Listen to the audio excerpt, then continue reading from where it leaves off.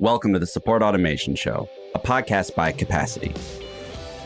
Join us for conversations with leaders in customer or employee support who are using technology to answer questions, automate processes, and build innovative solutions to any business challenge. I'm your host, Justin Schmidt. Good afternoon, Jennifer. Welcome to the Support Automation Show. Where's this podcast find you? Yeah, I'm coming in from San Francisco, California. Love San Francisco. Jennifer joins us as the author of The Startup's Guide to Customer Success. She is also the head of customer success at Seso, which looks like you guys have a platform to manage the H2A process for companies. Is that correct? Yeah, so you can almost think of it as all of our lovely farmers, they need people to help work their lands, harvest the crops and all that really good stuff. And oftentimes they can't necessarily find the workers on their farm or right next door. So they often have to get migrant laborers to come help out, especially for those busy seasons. And we have that software to make sure that they can do everything all in one place legally. So just in case they get audited, everything looks good and with no hassle, no drama, all good. So that's kind of what we do. Awesome. And you lead up the customer success team there. I sure do. And you have an interesting background because not only are you leading a customer success team, you also wrote a book. And congratulations on that. I'm sure that was a great process. How did you get into customer success? And maybe give us the sort of Cliff Notes version of your career path that led you to where you're at now. But then also, I'd love it if you could talk about like the impetus behind saying, you know what, I'm going to write a book. Because that's something a lot of people maybe think about, or National Novel Writing Month, which I think is November, comes around and they get real excited about it. And they get through half a paragraph and they're just, this isn't for me. But you actually did it. So I'd love to know, like, how'd you get in customer success? And then what was the spark that led to that book? Yeah. So I born and bred in the startup space. So I started out my career in the startup space. I was like employee like number 10. I think there's just 10 people and one dog. A dog with security, very important. Very cute security, not very good security. But anyways, we all love them. And because I joined so early on, I did everything under the sun. Data, product, marketing, operations, sales, customer success, of course. And through that experience, and particularly through the sales experience, I remember going out and pitching to folks and thankfully doing the decent amount of job where we were able to get customers in the door. And I remember going to my supervisor and said, hey, what's the plan here? And he was like, I don't know. And me thinking, I just worked so hard and the whole team worked so hard to bring this customer in, and we have no plan of what to do next and what onboarding looks like and how do we get them started. We were just like, maybe we send them an email and hopefully they'll figure it out. And I'm like, this just doesn't feel right. So I started thinking about, hey, like, what if I helped to create, I didn't know the term customer success back then, but figure out what post-sale is.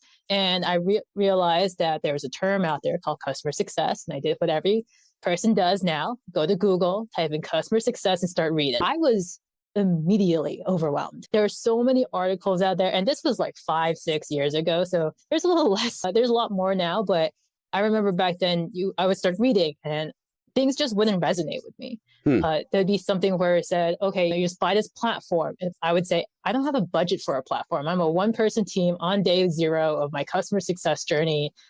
I don't have, why do I get a platform? I have no idea what I'm doing. Genesis looks great, but what am I going to do? Exactly. And then people are like, oh yeah, go get your team to do this and do this playbook. And I was like, I have no team. It's just me. I was looking around.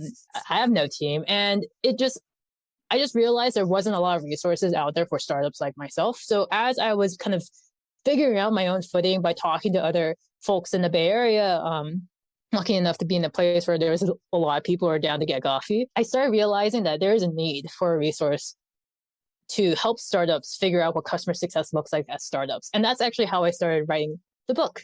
Is thinking about, okay, what really matters when you're a super small company where you just started your customer success team. Heck, you may have just started your company. Like, how do you start thinking about customer success in a way that is not overbearing and in a way that doesn't overwhelm you? And that's why I wrote the book and how I started my journey. Absolutely love it. So here on the Support Automation Show, we, after intros, get into the topic of support automation. I know I'm very clever in my transitions here, but that phrase, support automation, can mean a lot of different things to a lot of people. And I always start every interview with this, 'cause it's interesting how everyone answers it slightly differently. So when you hear support automation, what does that mean to you? Yeah, I think support automation in general, especially in the world of customer success, which I've run customer support teams in the past within the customer success team. So I know there's so much synergies there. Yeah. I think support automation is really about two things. First is increasing personalization, and the second is increasing team bandwidth.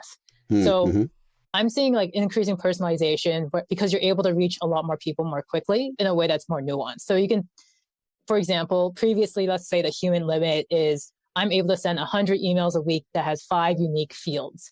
But with automation, you can literally send millions of emails in a week that has infinite unique fields. I made those numbers up, but like you get the idea. Correct. Exactly. Directionally correct. And that's like the first part, increasing personalization. And I think that second part, which is another huge thing, is increasing team bandwidth. I think the more that I can extract the things from my team that are repetitive, the more my team can spend time pushing things forward, create more brain space to think more creatively. I just think it's a win-win for the customer and the company.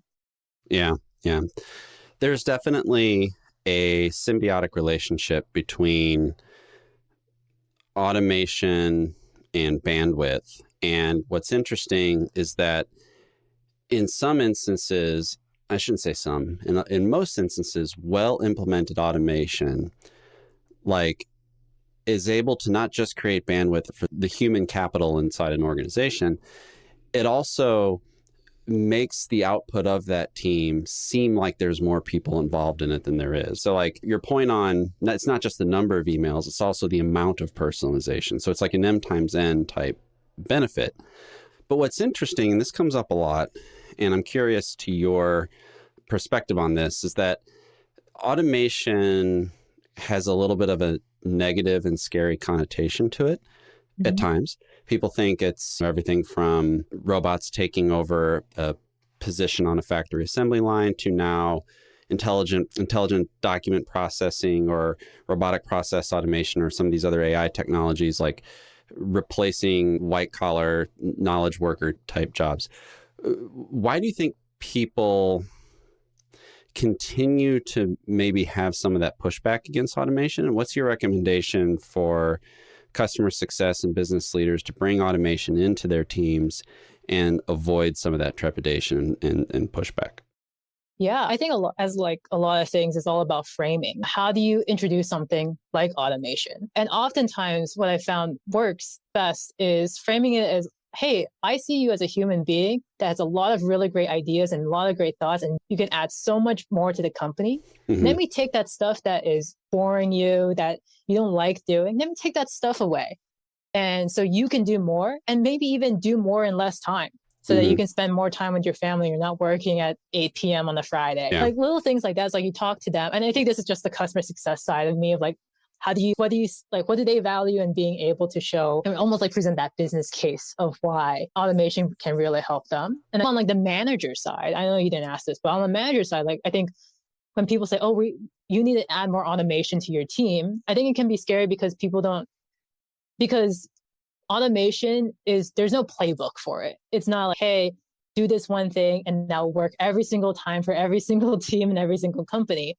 It is different depending on your customer, depending on what your team processes look like. Right. And so I think that can be a little bit daunting for some folks. And I think when it comes to managing that trepidation, it's all about showing support and being like, hey, we're here for you. Hey, I'm not telling you to change Rome wasn't built in a day. You don't have to change it all and figure it all out tomorrow. It's going to be a process, and I'm here for you along that whole journey sort of thing.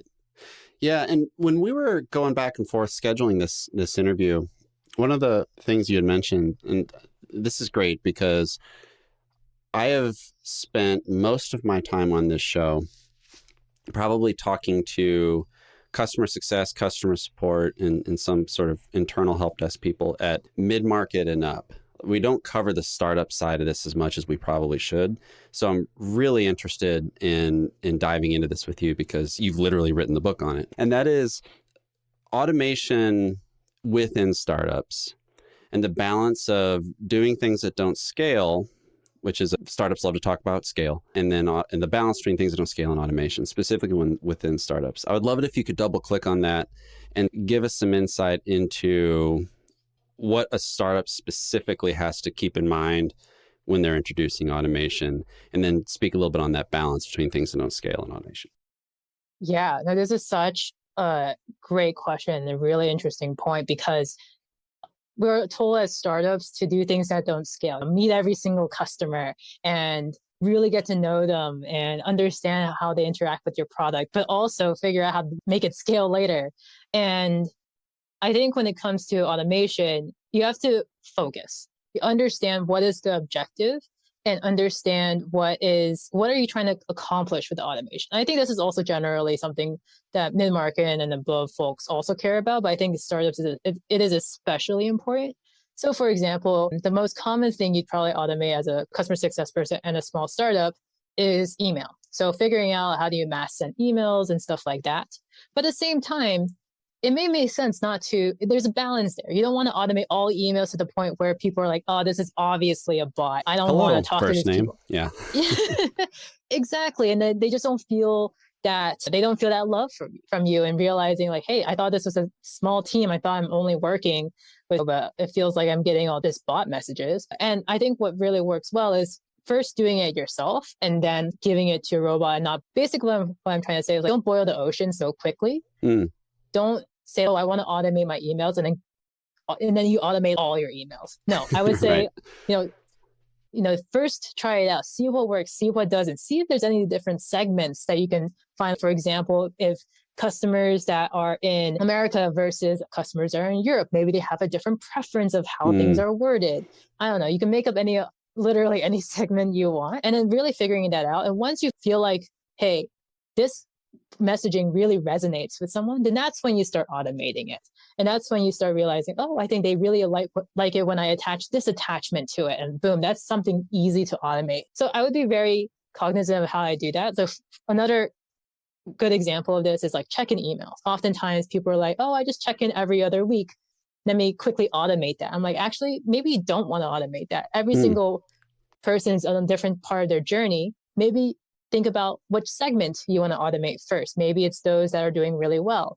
Maybe you don't want to send a generic check-in email to someone who isn't doing well on your platform. Like little things like that, I think are examples of just finding that balance between doing things at scale and automating things too quickly. Yeah, that's a great point, because there are certain aspects, especially in customer success, where you've got your range of CSAT scores that are coming in, and you've got cohorts of customers with far more revenue per customer, or more likely to churn, less product adopt, however you segment all that stuff. And there's certainly a optimal amount of low touch, high automation versus sort of high touch, low automation work that you need to think about those segments. And you're touching on something that comes up a lot on the show, and that is automation, whether it's as simple as a emailer or as complex as a multi-step RPA tool going through 15 different API endpoints and passing data all over the place. You have to have a fundamental understanding of the process you're trying to automate before you start to automate it. And those processes can be everything from as simple as like generating an RMA number, or a much larger trying to get people to adopt a certain product feature. One thing that's also wrapped up in what you were saying that I think would be interesting to touch on is when you have those high touch moments where maybe it's not a good idea to automate those emails and you really should send them. How do you recommend, and I'm stray from automation here a little bit, but I think this is a good topic, especially in a startup sense when you're wearing a lot of different hats. How do you recommend people prioritize their time for those kind of things? Do you feel it's better to like batch process that stuff at, 9 to 10 every morning, or sort of do it as it comes up? What's your thought on prioritizing and creating time for those high touch moments? Yeah, I think first off is always to remember why we have those high touch moments. I think oftentimes the mistakes I see is I'm doing high touch for the sake of high touch. and not really realizing that maybe this is a bad time to do high touch, or maybe this is not the right customer to do high touch with, and just like being a lot more thoughtful of the time that you're spending. So I think a really great example, and I'm taking this from my book, is that we have this idea of QBRs, or quarterly business reviews. I believe it was Jamie Jeff and his team back one of his former companies, and they were doing quarterly business reviews for all their accounts, because that's something that everyone says to do. And then they realized that about half of those quarterly business reviews, no one cared. Like the other people just didn't care, but it was a high touch moment. They were spending so much time on it. They were like their data team was spending a lot of hours collecting the data and making sure everything looks right. But then the customer didn't care. But that was a high touch moment. That's a really great example of how you need to be really cognizant of how you're like, why you're doing that high touch moment. And in terms of prioritizing in the day, I'm a big proponent of just really getting to know your customers, especially when you're seed or series A, and just like having a lot of different moments, whether that is the kickoff call to the check-in call, and just really making sure that not only are they having a really great experience, but you're learning something at every single step of the way. That's exactly why high touch is so great, is that you're either building the relationship more, or you yourself as a company are learning something that can then benefit something else in the future. I think just really having that in mind as you prioritize your day, and it really depends if you're like a morning person, a night person, or whatever it is. I think just really remembering what your objective is, it will help you so much. Yeah, it's a good point, because oftentimes, and this happens in marketing too, you get like enamored by the means and not necessarily the ends. Good example of this is I got recognized games sometimes, and I got pulled into a LinkedIn ad for a planning tool that I was like, oh, this is great. So I mindlessly fill out the form and then read the ebook. The SDR emailed me. I took the call, and I was like, wait a minute, wait, time. I don't need to be spending money on a planning tool right now. But like, I got just enamored with this idea of, oh, this would be very helpful, but didn't really think about what it was I was trying to accomplish in the first place. How do you approach automation specifically at Seso? Yeah, I will note that it's like month 1 at Seso for me right now. But I think even at my previous company, when it comes to automation, it's really, and you were touching on this a little earlier, it's like really understanding what the process you're trying to automate, understanding like what happens before it, during, and after, and what are some of the edge cases, what are the common edge cases, what are the less common edge cases, and how do the edge cases interact with like big logos versus small logos, and what customer segment did they affect? Like really understanding that process. And I think that's just key. And I think once you figure that out, then you got to figure out your team, like what works best for your team, or your customers, because you want to make sure that the automation works for them and not against them. You don't want to confuse people after all. So for example, if let's say I have a customer and they love getting texts, but I have customers who hate getting texts all the time. So if I were to automate like something that texts you every single time something is updated, oh yeah, half my customer base is going to hate me. So being really cognizant of the process and how I'm doing it, and then you can start planning it. And then once you start planning it and really come up with a plan, that's when you, of course, you do your research and make sure you have the right way of going about it, which could be getting engineering on board, getting product on board, or it could be getting a third party. Or it could be you working with a Google Sheet or a low code or a no code tool. You don't always have to buy things, which is another great thing about automation. And then once you figure that out, what works best, and making sure that you keep going back, does it achieve the objective? Understand what metrics are you trying to hit? Understand what success looks like. That's something that we always ask of our customers, but we also need to ask of ourselves, of what does success look, so that I know that this project is successful.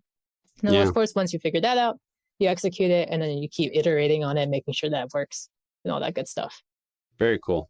Let's step away from automation for just a second, I'm the host of the show. I get to decide when we go away from automation.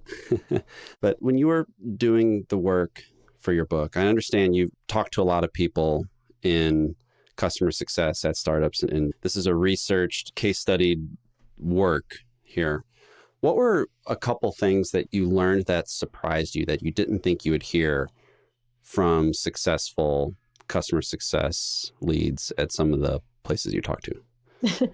So I think there's 2 things here. I think one is more directly the answer, but the first thing that I'll say is that my publisher did a really great job of making sure that I had no assumptions going into the project. They really pushed me to think, for example, I would be like, I want to do this. I want to cover onboarding and support and XYZ. And they're like, throw that all out the window. And I'm like, I just worked on it. And they're just like, nope, doesn't matter. Don't write a single word until you talk to your interviewees.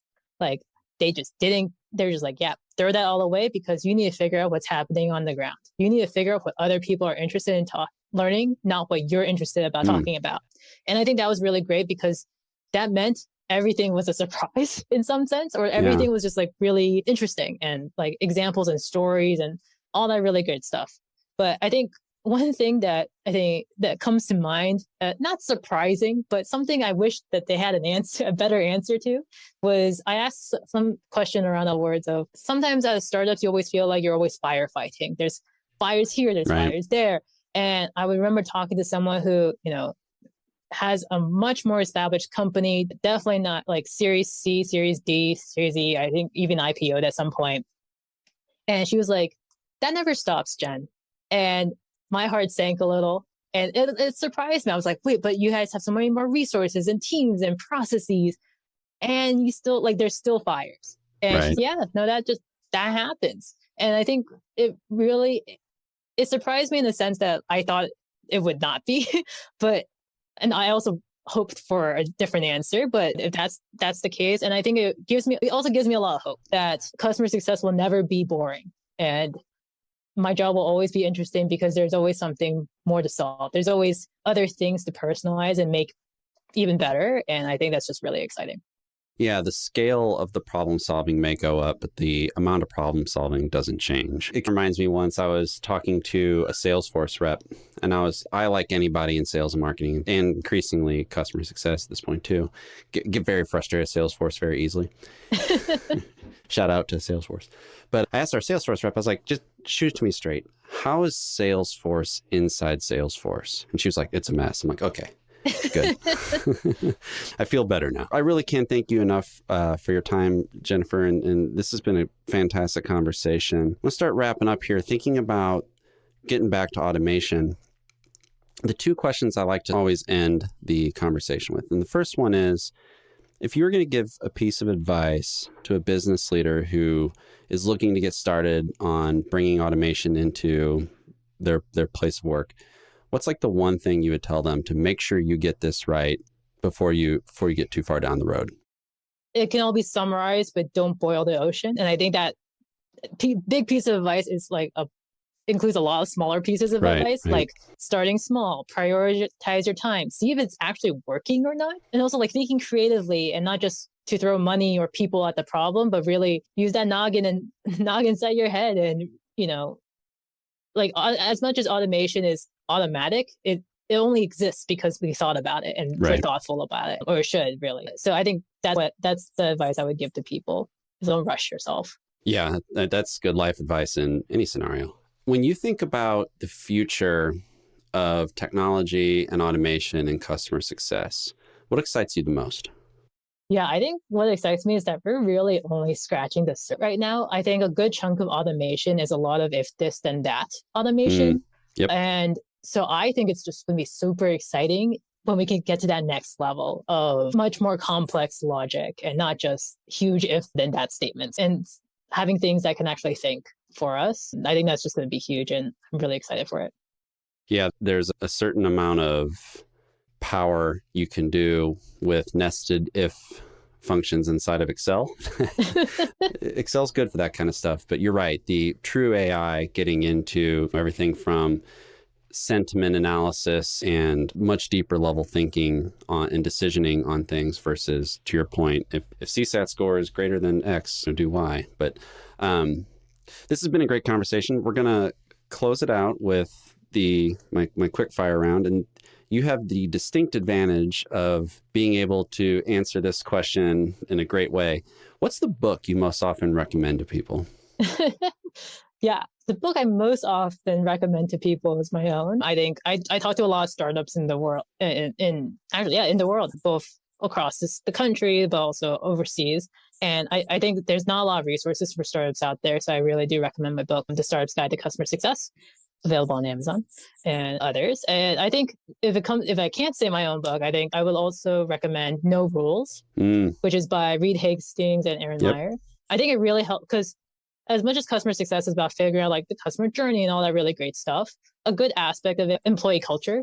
And I think that book really helped me to better understand the power of having really good team culture and like how do you unlock people's brains and energy and motivation. And I think having that is just super important. So that's another book I recommend.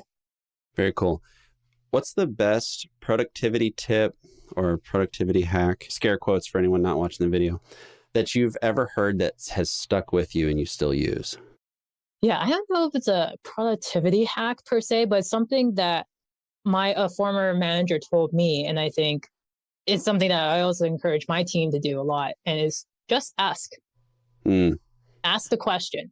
Because oftentimes I see folks, including my own team, myself, my previous self, sure, in the future I'll see this again, they get scared to ask questions and they feel like they can figure it out themselves, that they spent 3 hours on it. But no, that's why we're a team. Just ask. You'll probably get the answer way faster and maybe learn some new things along the way. So I feel like that's always the best productivity hack. Yeah, it's amazing what you can get by just asking, isn't it? My brother gave me this piece of advice once, and I think it's very similar.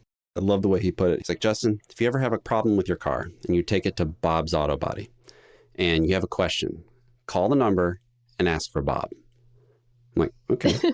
And he's just asked for him. And then you get the guy and you get the person who's directly involved with it and you just ask them questions. People will help you. So I think that's really good because it's forgotten a lot, especially when, and in a startup environment, you and I both know this working in startups, you put a lot of pressure on yourself to succeed, your small but mighty team, et cetera, et cetera. But you're right. Like just asking is as simple as it is a lost art. If you could recommend a website, blog, Slack community, LinkedIn group, Facebook group, real life meetup, if we ever get to the point where we can do those easily again, for customer success folk, what would it be? Yeah, there's so many wonderful communities out there, but I actually would go slightly deeper. And I actually would say it's not necessarily one site or one program, but rather to take advantage of the mentorship programs within each of these communities. I'm a mentor myself at some of these places, and I also help run mentorship programs at some of these places. And I can't believe what I've seen come out of it. The learnings that you get and the experience that you have is just far more superior than just like reading a blog or reading a site. And not to mention, you're also building a network. You're meeting people. Humans are meeting humans, and that's what we do best, sort of thing. And so that's actually what I recommend, is find that mentorship community within whatever blogs, whatever it is. And I think that's probably the most powerful thing to do. Very cool. All right, we're going to end with this one. If you could take anybody in customer success, business, career, life generally, out for either coffee or cocktail, depending on the time of the day, and just get to pick their brain for an hour, who would it be?